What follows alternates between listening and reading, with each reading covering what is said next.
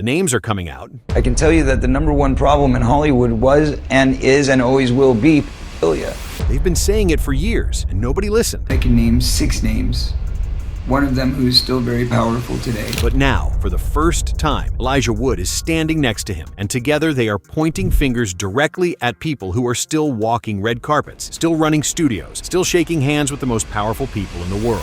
They're still out there, and they're some of the richest, most powerful people in this business. And they do not want me saying what I'm saying right now. But here's what nobody is connecting. 2 names you would not necessarily expect to see in the same sentence just change the entire conversation about Hollywood's darkest secret. Elijah Wood, the kid from The Lord of the Rings, the boy next door energy, the face of a generation of filmgoers who grew up watching him save Middle-earth, and Corey Feldman, the man who has spent literally 3 decades screaming into a media machine that kept turning up the volume on everything except what he was saying. These 2 are now, according to multiple sources close to both camps, coordinating, sharing information, building a case, and the names they are circling, names tied directly to Jeffrey Epstein's network, are names that would make your jaw drop. Let's start from the beginning, because context is everything here. Elijah Wood was only 8 years old when he entered Hollywood. 8. And in a rare, unguarded interview with the Sunday Times, he said something that the entertainment press buried so fast you'd think it never happened. He said Hollywood has a seedy underbelly of child sex abuse, that those responsible are being shielded, actively protected by the very elite institutions that run the industry. There are a lot of vipers in this industry, people who only have their own interests in mind. Vipers. That's the word he chose. Not predators, not bad people. Vipers. Cold-blooded, patient, calculating, hiding in plain sight. And then he did something that the media completely glossed over. He compared what was happening in Hollywood to Jimmy Savile, the British DJ and television personality who spent more than 4 decades abusing victims, while everyone around him either looked away or actively covered for him. Wood compared the unnamed abusers to the British DJ Jimmy Savile, who faced dozens of accusations of rape and assault spanning more than 4 decades.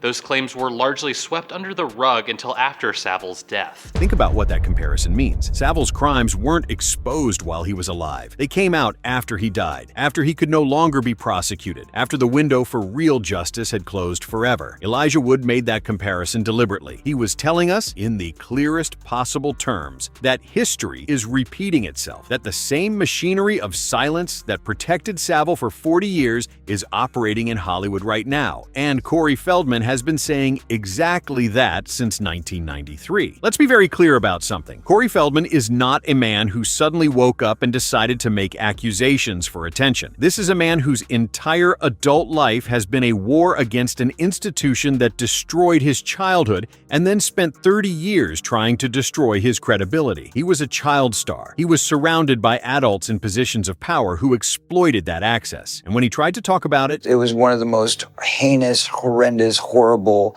receptions of a cry for help that I've ever seen in my life, and Hollywood should be ashamed of it. Hollywood should be ashamed. He said that. And then do you know what happened? Barbara Walters, one of the most powerful women in American media, sat across from him on national television and told him he was damaging the industry by speaking. I'm saying that there are people that were the people that did this to both me and Corey that are still working, they're still out there. And Walters' response was essentially, stop talking. Think about what that means. A survivor sits down to describe his abuse as a child, abuse that started when he was 11 years old. And one of the most iconic journalists in American history tells him he is the problem. Be careful what you wish for. That's what I'll tell you. You know, don't go into it with naivety. Don't go into it thinking that it's all roses and You're sunglasses and damaging an entire industry. That's not journalism. That's handler behavior. And it fits a pattern that goes far beyond Barbara Walters. Because when you start pulling at the thread of who has historically silenced these victims, who has managed the narrative around child abuse in Hollywood,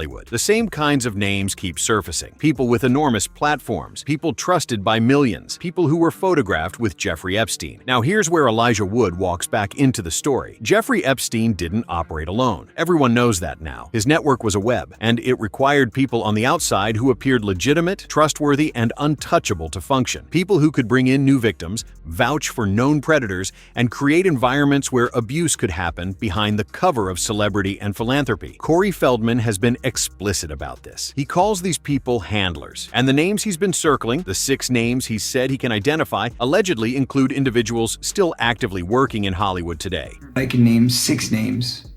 One of them who's still very powerful. Now Elijah Wood coming forward publicly, comparing Hollywood's abuse culture to Savile, describing a network of vipers with power and protection, is not a coincidence. Sources suggest that what Wood and Feldman are building together is a coordinated disclosure strategy, a way to release names with enough corroborating testimony that the usual playbook, discredit the accuser, drown them in legal threats, bury the story, simply won't work this time. Because here's the thing about the Savile comparison that Elijah Wood made. Savile was protected by the BBC, by the British establishment, by charities he ran, by the public image of a man who raised money for children's hospitals while simultaneously abusing patients inside them. The protection wasn't random, it was institutional. And what Feldman is alleging is identical in structure. An institution, Hollywood, actively protecting predators because those predators are economically and socially valuable to the machine. There was a circle of older men that surrounded themselves around this group of kids. A circle, not a single bad actor. A circle, an organized social structure built around access to vulnerable children. And the people on the outside of that circle, the handlers, the enablers, the ones who created the cover, they're the ones who never face consequences because they technically never committed the acts themselves. That is what Elijah Wood is talking about when he says vipers. That is what Corey Feldman has been trying to name for 30 years. And now we're learning that their list includes people directly connected to Epstein's social world. Let's talk about the name that keeps appearing at the center of this web. Because when Corey Feldman talks about handlers, powerful, trusted public figures who create a false environment of safety, one name he has repeatedly pointed toward is Oprah Winfrey. Now, before you click off, stay with me, because this isn't about whether you like Oprah. This is about following the documented connections and asking why certain questions have never been answered. Oprah's name appeared in the Epstein files. Her connection to Harvey Weinstein was so close that Katie, one of Weinstein's alleged victims,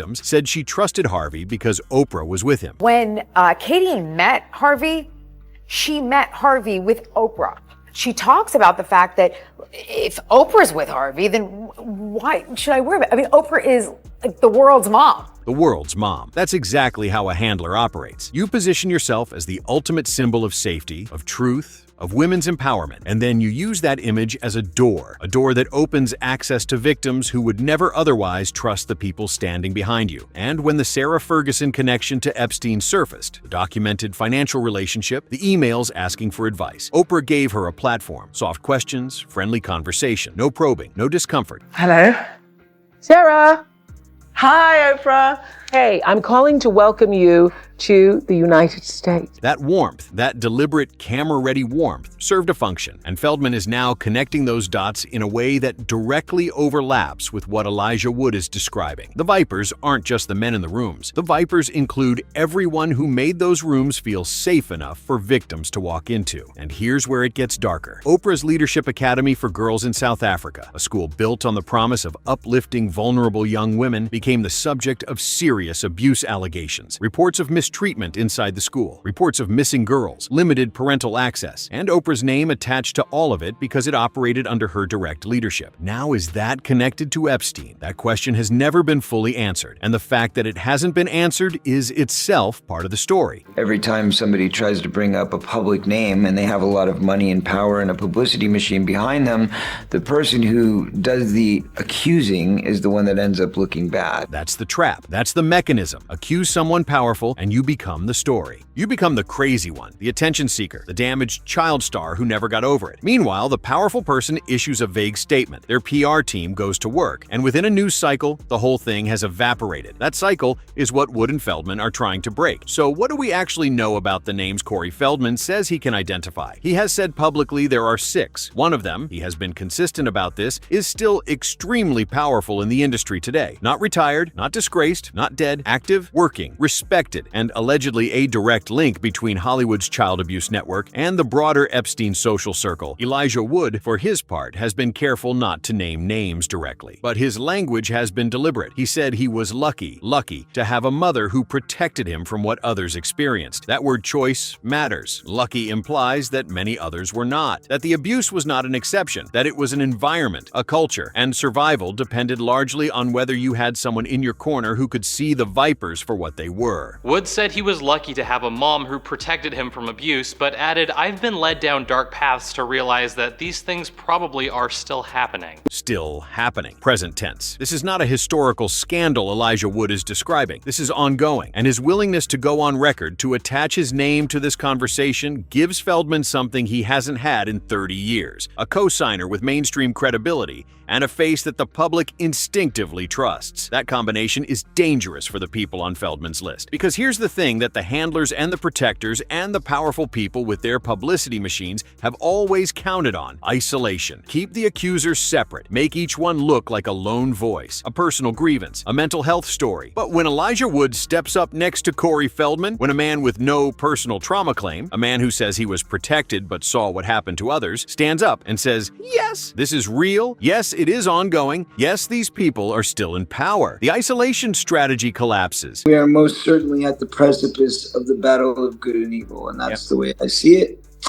Not just Hollywood, Washington, it's everywhere. No, it's everywhere. It's everywhere. And I think for the first time, we are truly seeing evil reveal itself. The precipice. That's where we are right now. Here's what I need you to sit with before you scroll away. Corey Feldman has been saying the same things for 30 years. 30 years. He said it when he was a teenager trying to process what happened to him. He said it on The View and got shut down by one of the most powerful journalists in America. He said it when he was broke and being dismissed as a washed-up child star. He said it when people called him unstable, attention-seeking, delusional. And every single time, the industry closed ranks. The handlers managed the message. The powerful people stayed powerful. But now, the Epstein files are open. The Diddy case has cracked the surface of what industry after-parties actually looked like. The cultural moment has shifted in a way that makes it harder, not impossible, but harder to simply bury this. And Elijah Wood has entered the conversation with his reputation intact, his career solid, and his eyes open.